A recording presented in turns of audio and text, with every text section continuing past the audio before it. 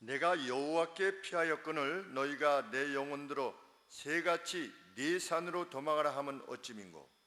악인이 활을 당기고 살을 시위에 먹이며 마음이 바른 자를 어두운 데서 쏘려 하는도다.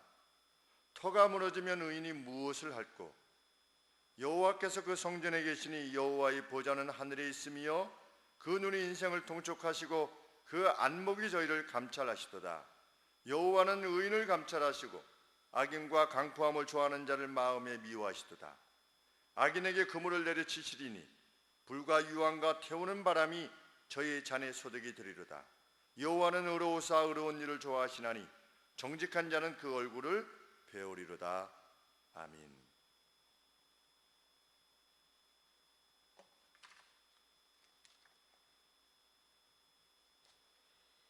인생을 살아가다 보면 황급한 때를 만나게 되는데 우리가 약 10년 동안 다윗이 황급한 때를 맞았다고 하는 것을 우리 사무엘상의 내용을 보면 알게 됩니다. 그럴 때 성도라 할지라도 이런 상황에서 계속해서 하나님을 구하고 하나님의 방식을 추구하는 것이 이게 의미 있는 일인가? 라고 생각을 하게 됩니다. 정말 하나님은 존재하시는 건가? 그리고 내가 이 길을 가는 건 정말 의미 있는 일이고 나는 위기에서 벗어날 수 있을 것인가? 이것을 고민하게 되지요. 한 번만 눈 딱 감으면 다른 걸 할 수 있는 그런 상황이 되어질 때 그토록 하나님께 사랑을 받았던 다윗도 이러한 황급한 때가 있었던 것으로 여겨집니다. 우리 11편의 내용을 보면 참 얼마나 황급하였는가. 다윗이 가장 황급했던 때 중에 한 번은 언제입니까? 미친 척을 해가지고 막 수염에다 침을 흘려서 미친 척을 해야만 살아남을 정도로 그런 상황이 되었을 때 얼마나 황급했으면 다윗이 그냥 뭐 침만 이렇게 흘렸겠습니까? 침만 이렇게 얼굴은 멀쩡한데 이렇게 침을, 그게 아니라 별 병신짓을 다 했겠죠. 그렇죠? 그렇게 해야만 살아날 수 있었기 때문에 참 의인됨이라고 하는 것이 우리 인간적으로 보면 고상하지 않을 때가 있는 거죠. 진정한 고상함은 무엇이냐? 의인됨 자체가 고상한 거죠. 그 의인됨을 추구하다가 완전히 몰락해서 뭐가 됐다고 해가지고 그게 고상하지 않은 게 아니라 그런 몰락 가운데서도 하나님의 의와 진실함을 추구하는 것, 그거야말로 믿는 이들이 지니는 고상함인데 성경은 그 고상함을 내가 돌아보겠다 이렇게 약속하시는 거죠. 다윗이 직면한 상황은 아주 위급한 상황이었던 것으로 보입니다. 어느 정도의 상황입니까? 2절 말씀에 보면 악인이 화살을 당기고 활을 시위에 먹이며 궁사가 사냥꾼이 화살을 쏘기 바로 직전이라는 거죠. 이런 상황이라는 겁니다. 놓기만 하면 난 어떻게 되는 겁니까? 사냥감처럼 그냥 놓기만 하면 자기는 잡히게 되는 지금 그런 상황이라는 겁니다. 그런데 더구나 2절 말씀에 보면 어두운 데서 쏘려 하는도다. 뭐 드러내놓고도 아닐 수도 있고 또 어둠이라고 하는 것, 어떤 인식하지 못하는 가운데서 쏘는 거지요. 의인이었던 자신을 악인이 그렇게 자기의 멸절을 구하고 있고 준비도 다 됐다는 겁니다.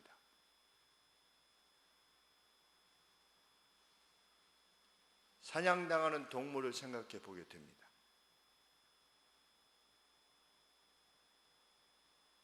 그래서 그것은 죽음이라는 것을 알게 되는 거죠. 조금 고통이 아니라 화살 맞으면 죽게 되는, 조금 힘든 것이 아니라 쏘면 죽는 것입니다. 더구나 다윗이 직면해 있던 상황은 어떤 개인적 차원에서의 개개인 간의 어떤 상황, 그것이 아니라 자신이 살고 있던 사회 전체의 악으로 인해서 지금 자신이 그런 위기에 직면해 있다는 것입니다. 3절 말씀이 그 말씀입니다. 터가 무너지면 파운데이션, 어떤 사회에 자신이 몸담고 있는, 서 있는 이 사회의 터가 무너지게 되면 의인이 할 수 있는 게 뭐가 있겠느냐. 가령 예를 들어서 전쟁이 일어났다. 그러면 사회의 터가 무너지는 거지요. 터가 무너지면 의인이라 할지라도 행할 수 있는 것이 아무것도 없는 것처럼 다윗이 살았던 그 어떤 시대적 상황 자체가 의인이 이렇게 존중받지 않는 그런 사회인 거지요.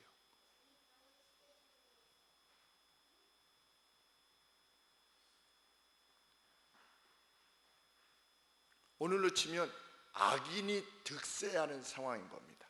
악인이.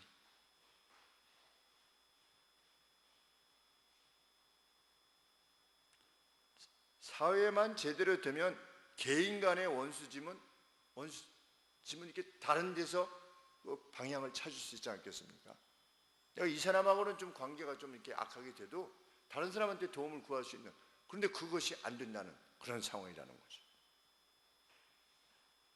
모든 법과 질서가 무너져 있는 그런 상황이라는 것입니다. 포악함만이 힘이 되는 시대. 뭐 그 시대는 꼭 다윗의 시대뿐만 아니라 오늘의 시대도 마찬가지 아니겠습니까? 그렇게 보이잖아요. 하나님 말씀대로 산다는 것이 무슨 의미가 있는가? 정말 의미가 있는가? 이렇게 여겨질 만큼.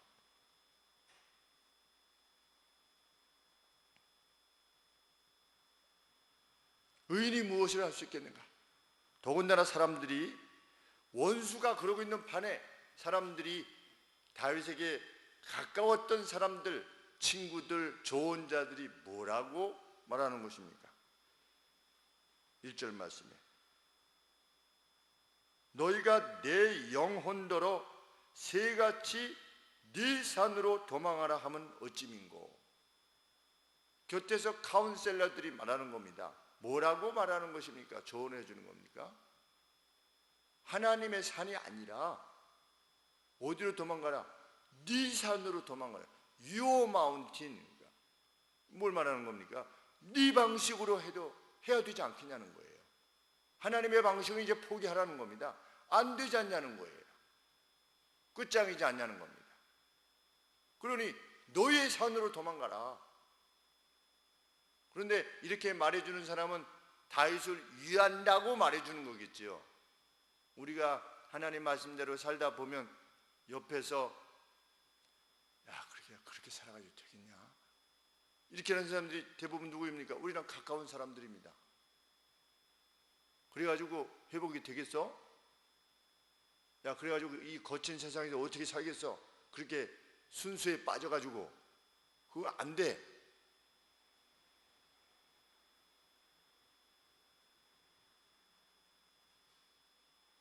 너 지금 어느 때인데 하나님 의지한다고 그러는 거야.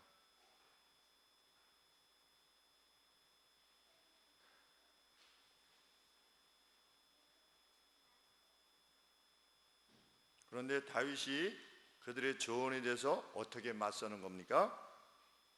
1절 말씀에 나는 여호와 안에서 피난처를 찾는다.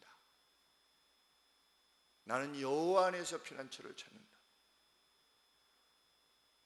그런 내 영혼에 너희들이 어떻게 마치 새와 같이 너의 산으로 피하라고 할 수 있느냐? 다윗은 여전히 자신으로부터의 희망을 거절합니다. 그리고 하나님 안에서의 희망을 구하는 것입니다. 시편 1편의 대전제는 무엇입니까? 제 전제가 뭐죠?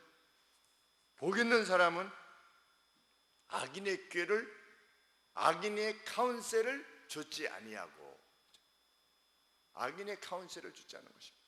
이제 네 산으로 도망가.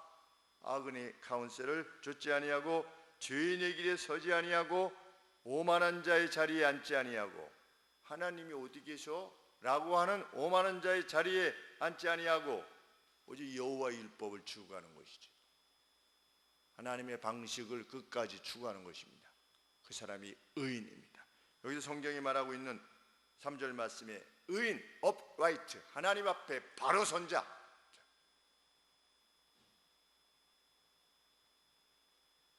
그렇다면 다윗이 그렇게 확신에 차도록 한 그 믿음의 내용은 무엇입니까? 무엇을 확신했기 때문에 그렇습니까?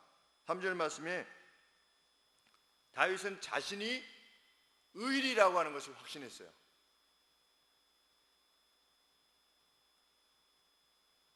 터가 무너지면 의인이 무엇을 알고 자신이 의인임을 확신한 겁니다. 하나님 앞에서.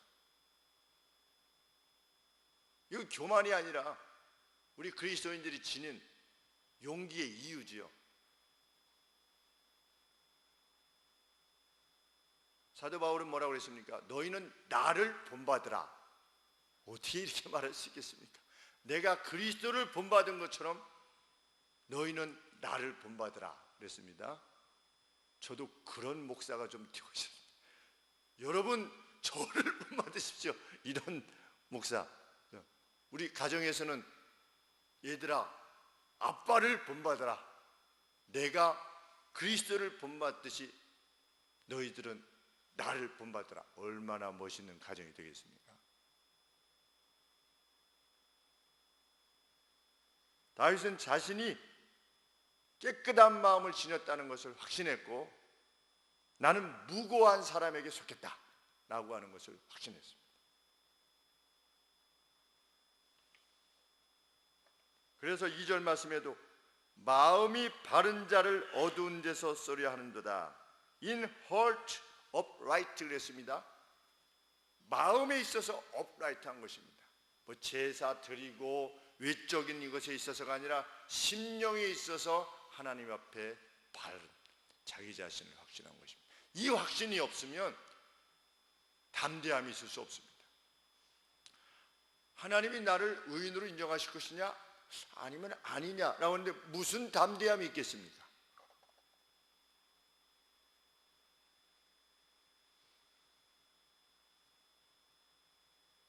자신이 마음이 바른 자라는 사실이 왜 희망일 수 있는가? 성전에 계시고 하늘 보좌에 계신 분이 마음이 바른 자의 운명을 결정할 것이라고 믿기 때문입니다. 누구의 결정이 한 것이냐? 하늘 보좌에서 성전에 계신 동시에 하늘 보좌에 계신 하나님께서 그 운명을 결정하실 것이다. 그런데 나는 하나님 보시기에 어떤 자다? 분명 의로운 자다. 마음이 바른 자니 나는 두려움이 없다는 겁니다. 그것이 우리의 담대함의 근거지요. 다윗은 주님의 보좌가 하늘에 있음을 믿었습니다. 하늘에 있다는 것은 무엇을 의미하는 것입니까? 모든 인생을 살피실 수 있다는 거지요. 그의 주권이 어디에도 미칠 수 있다.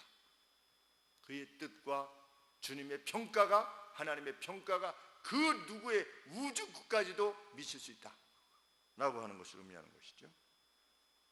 그 보좌에서 무엇이 결정이 나는 겁니까? 의인과 악인에 대한 판결이 결정나는 것입니다.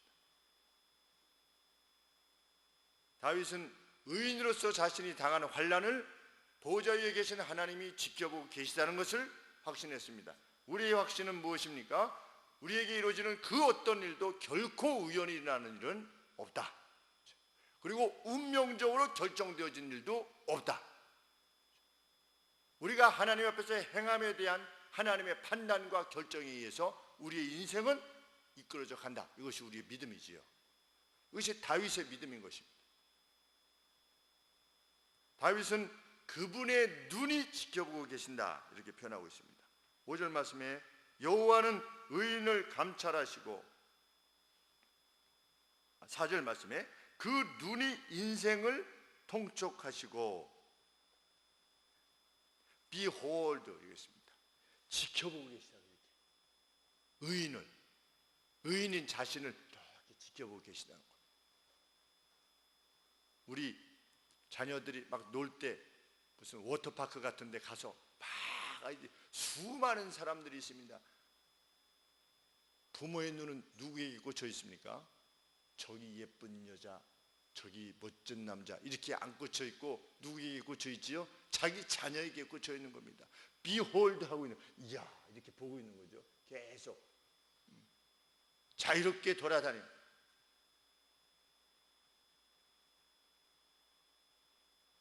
다윗은 자신 앞에 놓인 환난이 하나님의 관심 밖에 이를 수 없다라는 것을 확신했습니다. 다윗은 또한 여호와는 의인과 악인을 테스트하신다 이렇게 표현합니다. 4절 하반절에 그 안목이 저희를 테스트하시도다. 5절 말씀에 다시 여호와는 의인을 테스트하신다.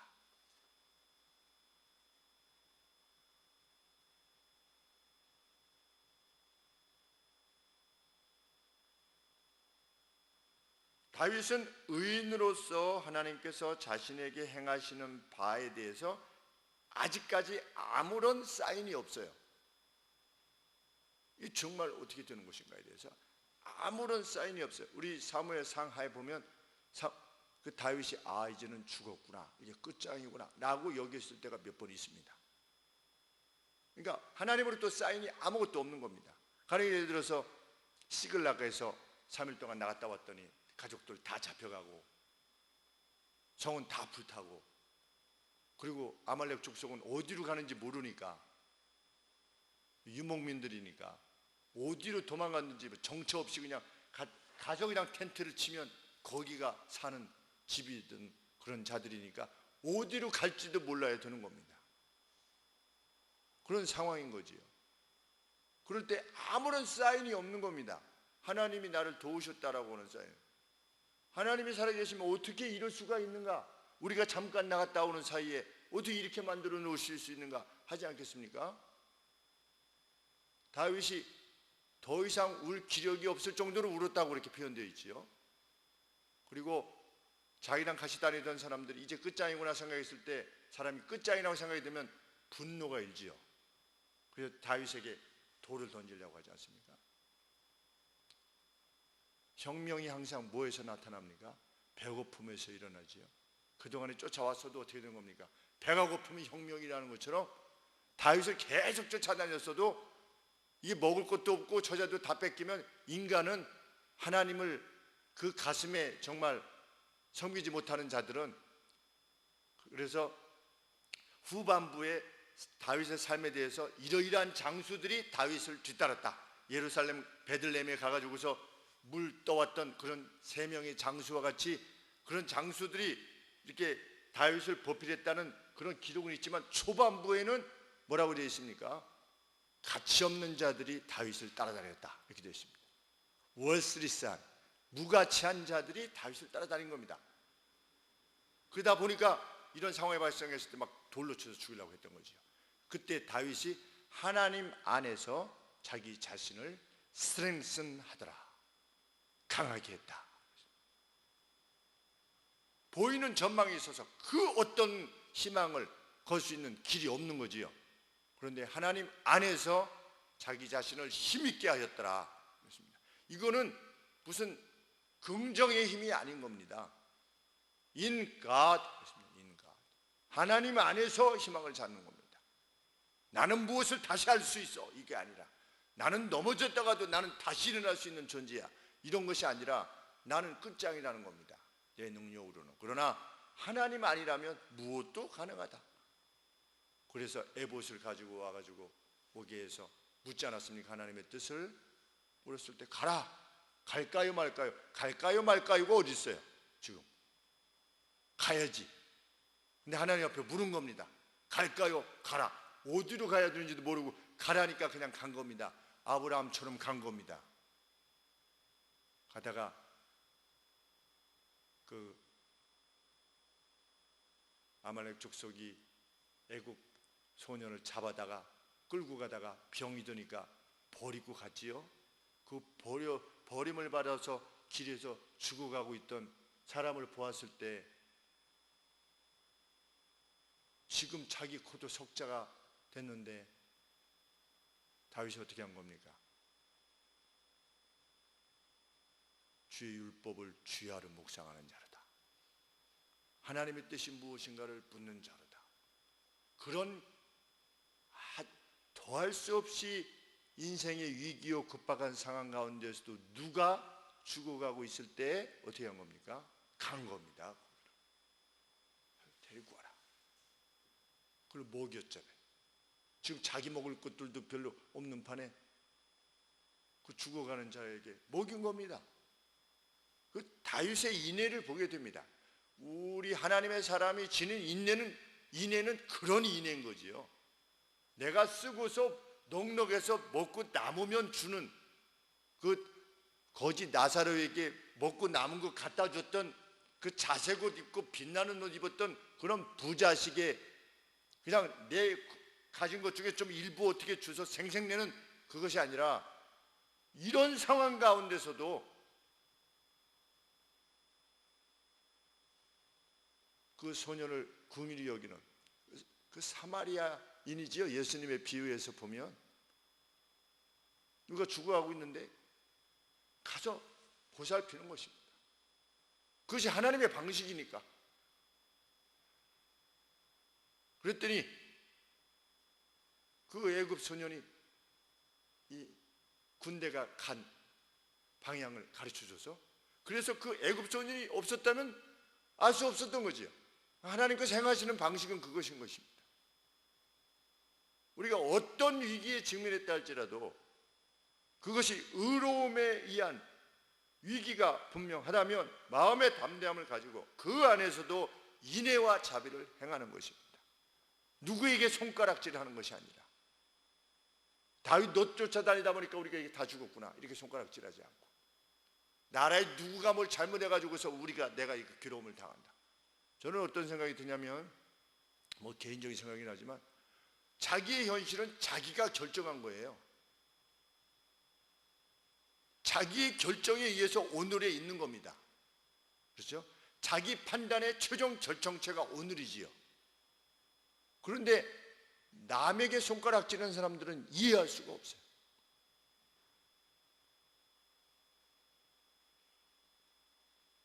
당신들 때문에 내가 잘못됐다라고 하는 이런 월스리스한 무가치한 그 삶으로부터 우리는 떠나야 됩니다. 예수 그리스도를 믿는 사람들은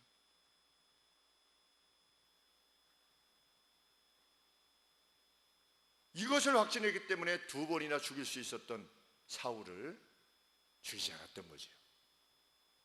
그러면서 다윗이 뭐라고 말했습니까? 사울에게 하나님께서 당신의 악을 벌하실 것이다. 하나님이 벌하실 것이다. 나는 당신에게 손댈 수 없다.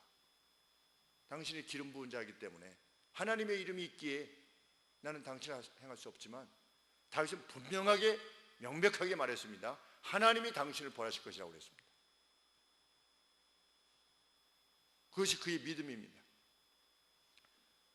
하나님이 당신에게 기회를 줄 것이라고 하지 않았습니까? 바로 이때입니다. 그 부하들이 옆에서 말했지 않았습니까? 다윗에게 뭡니까? 당신의 산으로 가십시오. Your mountain, 네 산으로 피해라. 죽이면 어떻게 된다? 죽이면 이게 끝장난다. 이스라엘의 나라가 당신에게 돌아올 것이요. 하나님이 이미 기름 붓지 않았느냐? 그러니 당신을 죽이려고 하니까 이 사람을 죽여도 하나님이 그렇게 별 문제 삼지 않으실 거다. 지금 그때 아니겠느냐? 그런데 하지 않는 것입니다. 그 견고함이 있는 사람이 그리스도인이지요. 자신을 반드시 건져내실 것이다. 그러나 5절 말씀에 악인과 강포함을 좋아하는 자를 마음에 미워하시도다. 하나님께서는 악인을 미워하신다. 그리고 하나님께서는 그들에게 덫을 내려치실 것이다. 덫에 걸리면 끝장이지요. 우리 자연 보호하시는 분들 보면 이 야생에 막 고라니, 멧돼지 이런 게 덫에 걸려가지고 막 다리가 너덜너덜 해가지고 이렇게 죽어 있는 것도 보고 또 막 필사적으로 도망가려고 그러는데 그 고통 가운데 막 있는 그 짐승들을 보지 않습니까? 근데 악인에게는 그 덫이라고 하는 고통이 내려치게 될 것이다 그러는데 거기에다 레인, 비가 오듯이 할 것이다 이렇게 성경에 말하고 있습니다. 한 번 내리고 마는 것이 아니라 비가 오듯이 악인은 끊임없이 괴로움의 덫에 사로잡히게 될 것이다. 일생을 사는 내내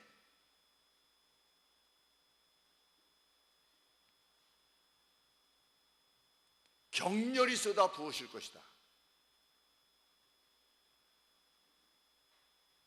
반면에 7절 말씀에 다윗이 이미 경험했고 확신했던 하나님은 누구시다? 의인을 사랑하시는 신이시다.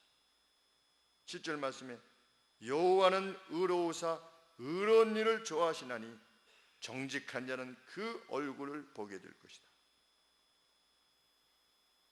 의인의 최대의 복은 무엇입니까? 하나님의 얼굴을 보는 겁니다. 뭐가 하나님의 얼굴을 보는 겁니까? 어떤 것을 일컬어서 하나님의 얼굴을 보는 거라고 할까요? 하나님의 영광을 보는 겁니다. 우리가 어떻게 하나님의 영광을 봅니까? 하나님이 이루신 일을 인하여서 하나님의 영광을 보는 겁니다. 이거는 도저히 안 되는 거예요. 이거는 끝장이에요. 그런데 우리의 생각을 넘어선, 우리의 지각을 넘어선, 우리의 이해를 넘어서는 그 하나님의 행하심, 그것을 보게 하시는 겁니다. 그것이 하나님의 얼굴을 보는 것입니다.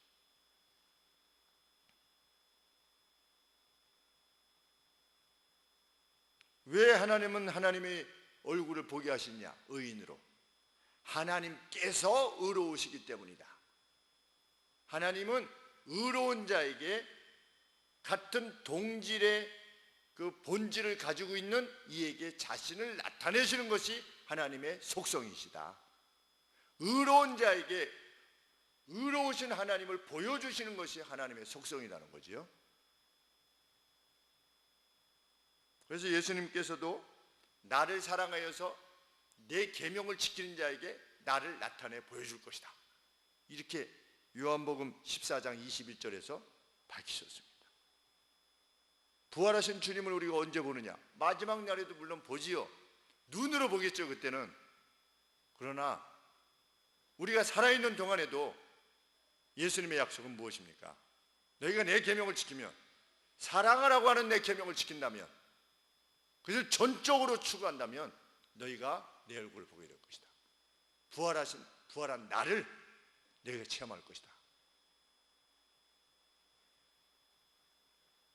어떤 상황에서도 우리가 힘써야 할 일은 마음이 바른 자가 되는 것입니다. 그러면 두려울 것이 없는 거죠. 하나님 보시기에 의로운 자로만 서 있는 것이 분명하다면 활시위가 이미 당겨져 있어도 이제 끝장이구나 할 때에도 하나님 우리에게 영광을 드러내실 수 있으십니다. 그것이 성경의 가르침입니다. 앞에 애국 군대가 오고 뒤에는 홍해가 가로막혀 있어도 하나님은 길을 여시는 겁니다. 바다 가운데. 그것을 체험하며 사는 기쁨이 우리에게 넘치게 되기를 원합니다. 의를 추구할 때 그것이 되어지는 것이라 말씀하신 그 말씀이 우리 가슴 깊이 용기가 되어지기를 원합니다. 기도하겠습니다. 하나님, 우리는 인생을 살 때 어떻게 하면 좋을까 라고 할 수밖에 없는 그런 상황에 직면하게 됩니다. 하나님, 그때에도 죽어가는 애굽 소년을 돌아보았던 그 인애를 베풀었던 것처럼 환난에 우리의 시선이 쏠리지 않게 하여 주시옵소서. 우리의 노년에, 우리의 건강에, 우리의 생업에 우리의 눈이 꽂히지 않게 하여 주옵소서. 우리는 그 일들 가운데 추구해야 되는, 추구할 수 있는 의로움의 여지들에 대해서만 우리의 눈이 꽂히게 하여 주시옵소서. 그 길을 통해서 회복을 주시고 번영에 이르게 하시고 하나님의 얼굴을 뵙게 하시는 하나님의 놀라운 행하심을 체험케 하여 주옵소서. 예수 그리스도 이름으로 기도합니다. 아멘.